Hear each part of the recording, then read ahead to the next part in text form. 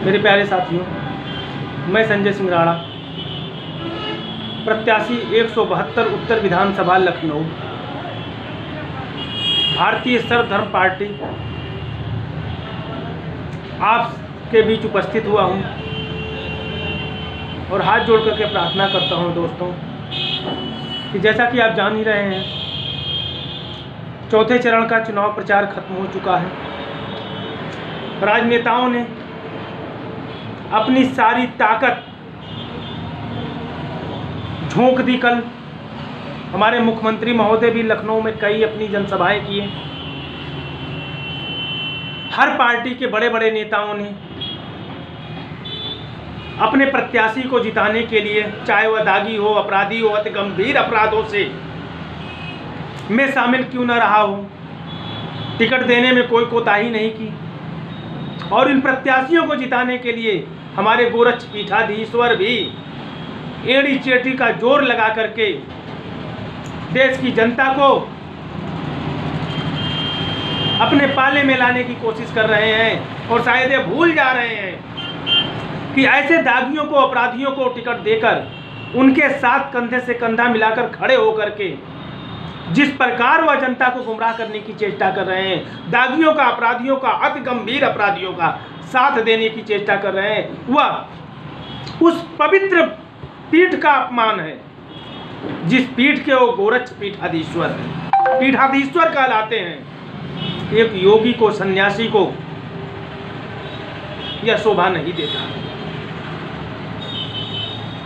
गोरक्ष पीठाधीश्वर होने के नाते, प्रदेश का मुख्यमंत्री होने के नाते मेरा यह कर्तव्य है, मैं उन्हें पूरा सम्मान दूं, उन्हें आदर दूं और उन्हें वह इज्जत दूं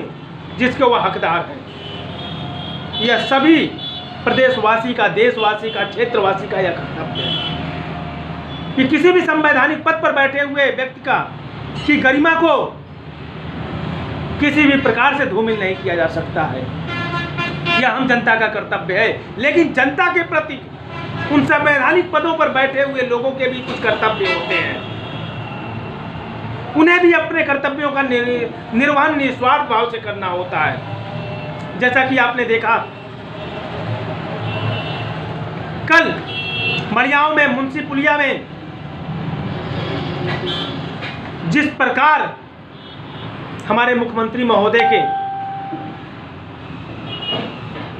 जनसभा को लेकर के व्यवस्थाएं थी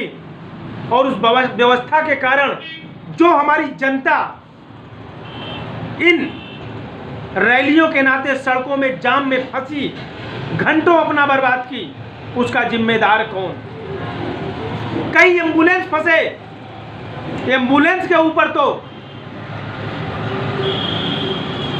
प्रत्यक्ष दिखाई देता है कि यह एम्बुलेंस है, इसमें कोई मरीज जा रहा है, लेकिन उन मरीजों पर क्या जो अपने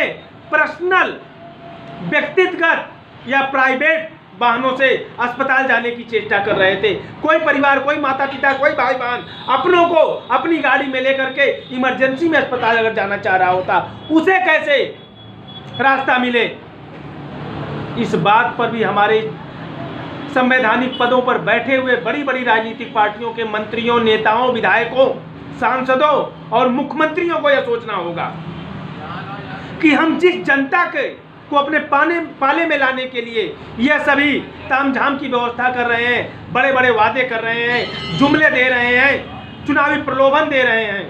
वही जनता इन रैलियों में फंस करके, भीड़ तो वही पहुंचती है जो 500-500 रुपए, 200-200 रुपए, 1,000 रुपए दे करके या फिर साधन मुहैया करा करके गंतव्य तक जिन्हें बुलाया जाता है। लेकिन जो आम जनता होती है, जिन्हें सिर्फ और सिर्फ अपनी जरूरतों के लिए जो घर से बाहर निकलते हैं, जो कहीं पहुंचना चाहते हैं, उनके बारे में राजनीतिक पार्टियां क्यों नहीं सोचती हैं? और यह हम सभी जानते हैं, सभी पार्टियां जानती हैं कि ये जो करोड़ लाखों की भीड़ रैलियों में पहुंचती है, यह सिर्फ दिहाड़ी मजदूर होते हैं, 500-500 रुपए दे करके बुलाए गए लोग होते हैं। इसे मुंह नहीं मोड़ा जा सकता है, यही हकीकत है। तो दोस्तों, हम यहाँ बात कर रहे हैं कि चुनाव प्रचार खत्म हो गया, अब हिंदू मुसलमान मंदिर मस्जिद भी उम्मीद करूंगा कि यह खत्म हो गया होगा, हो जाए और सिर्फ मानवता, मानवीय सेवा, भाईचारा, अपनापन और आत्मीयता की भावना को लेकर के हम जब अपने मतदेय स्थल पर पहुंचे, कल जब हम अपना 5 साल का एक बार मिलने वाली ताकत को हम अपना प्रयोग करने जाएं, तो यह भूल जाएं ना हमारा हिंदू खतरे में है, ना हमारा मुसलमान खतरे में है। संभल के वोट डालना मेरे देशवासियों, क्योंकि इन राजनीतिक पार्टियों के चक्कर में हमारा हिंदुस्तान खतरे में है। इस बात को आप जरूर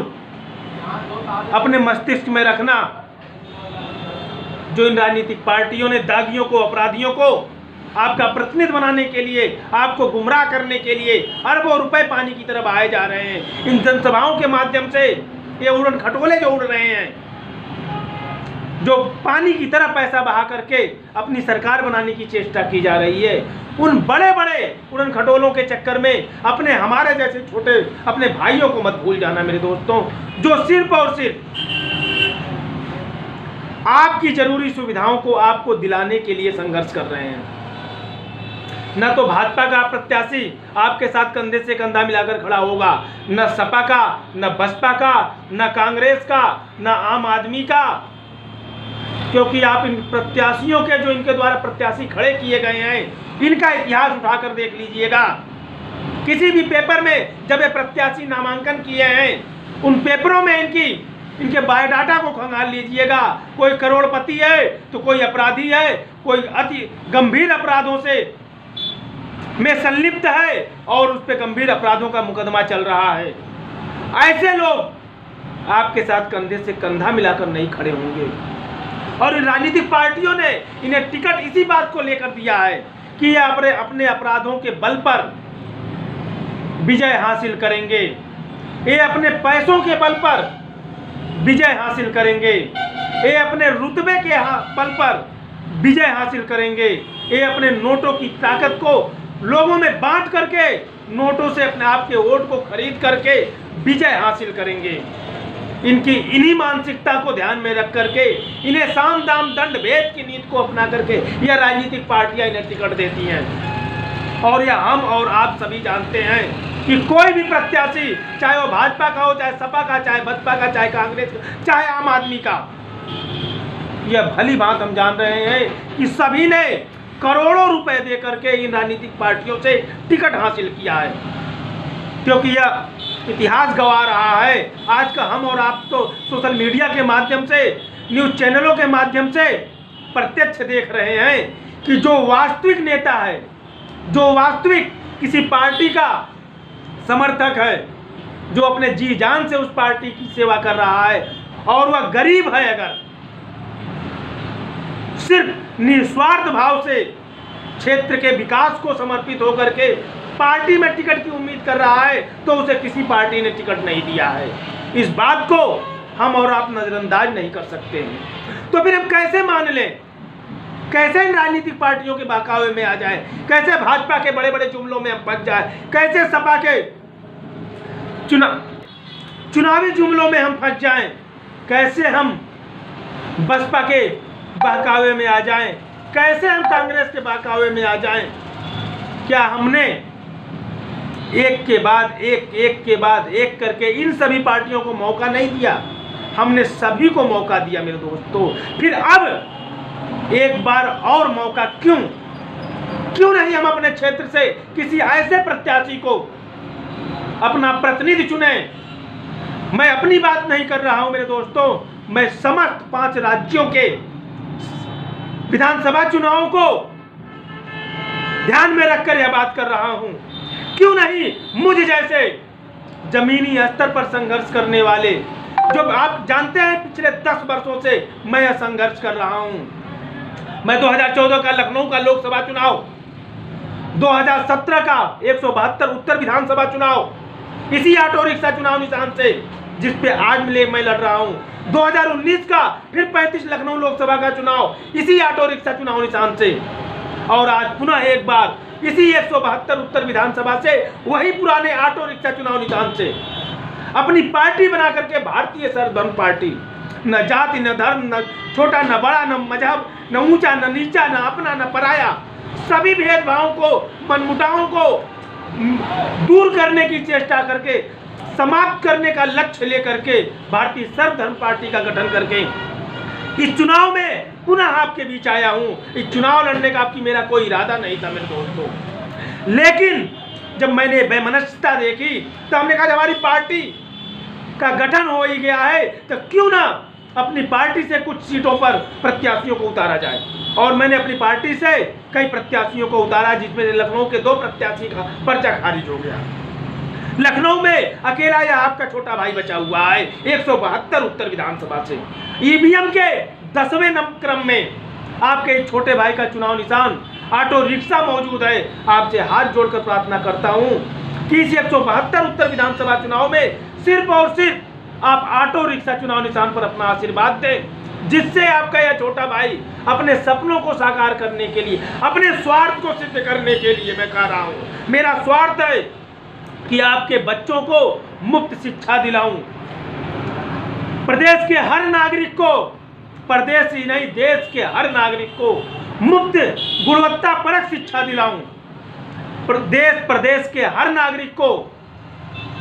मुफ्त गुणवत्ता परक चिकित्सा व्यवस्था मुहैया कराऊं, चाहे वह केजीएमयू हो, चाहे लारी हो, चाहे वह मेदांता हो, अपोलो हो, एम्स हो, या कोई भी बड़े से बड़ा प्राइवेट चिकित्सालय क्यों ना हो, वहां मैं आपको मुफ्त इलाज मुहैया कराने का स्वार्थ लेकर के चल रहा हूं। यह मेरा स्वार्थ है क्योंकि यह देश मेरा है, इस देश के प्रति मेरे अपने कर्तव्य हैं। आपको प्रदेश ही नहीं देश के सभी न्यायपालिकाओं में,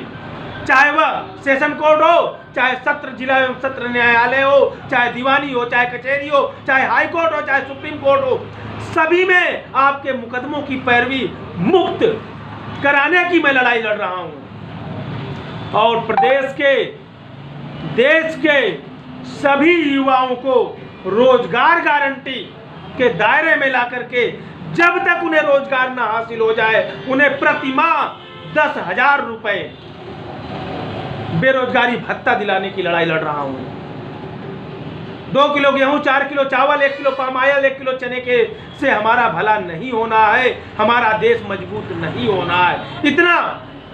हर नागरिक अपने परिवार के भरण पोषण के लिए कमाने में सक्षम है, व्यवस्था करने में सक्षम है। अगर वह कहीं असमर्थ होता है तो इन बड़े बड़े शिक्षण संस्थानों के आगे जो विद्या को व्यापार का मंदिर बना के रख लिए हैं,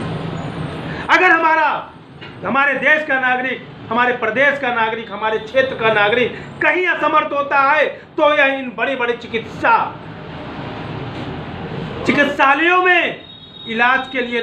असमर्थ होता है, क्योंकि इनकी पहुंच वहां तक नहीं होती है, वो अपनों को खो देते हैं इन अस्पतालों में। अगर हमारा नागरिक कहीं असमर्थ होता है तो वह एक कोर्ट कचहरी के चक्कर लगा में उनका पूरा जो जीवन बर्बाद हो जाता है, पूरी कमाई नष्ट हो जाती है, वहां असमर्थ होता है। तो यह कुछ क्षेत्र हैं जिन पर कोई सरकार, कोई राजनीतिक पार्टी, कोई विपक्ष की पार्टी, किसी भी राज्य की बदलाव लाने की नहीं सोच रही है, अपने एजेंडे में नहीं शामिल की है, अपने घोषणा पत्र में नहीं शामिल किया है, अपने सिद्धांतों में नहीं शामिल किया है। इसीलिए आपका यह छोटा भाई पिछले 10 वर्षों से यह सारी सुविधाएं आपको उपलब्ध कराने की लड़ाई लड़ रहा है। और आप देख ही रहे हैं, आपका यह छोटा भाई पिछले 8 वर्षों से 2014 से सुप्रीम कोर्ट में लखनऊ से सांसद 35 लखनऊ लोकसभा से वह पूर्व केंद्रीय गृह मंत्री राजनाथ सिंह से सुप्रीम कोर्ट में लड़ रहा है, आप देख सकते हैं। तो मेरे दोस्तों, मेरी लड़ाई, मेरा स्वार्थ यही है कि हमारे देश का हर बच्चा शिक्षित हो, हमारे देश का हर नागरिक